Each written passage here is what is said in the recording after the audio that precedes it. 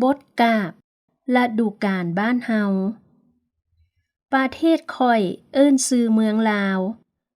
ถิ่นลำเนาอากาศร้อนซุ่มเขียวอุ่มทุ่มตลอดทั้งปีฤดูมีแล้งฝนเท่านั้นแบ่งเขตขันธ์ช่วงฤดูฝน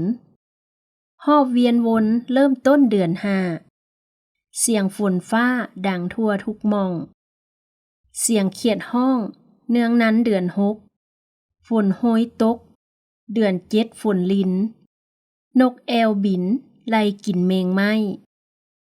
ชาวบ้านได้คาดไร่ไถนาบ่ให้ซ่าเกินกายเดือน8ฝนและแดดนั่นแม่นเดือน9กินหอมเห้าเกสรเข้านาน้ำจากฟ้าเดือน10ขาดเม็ดเดือน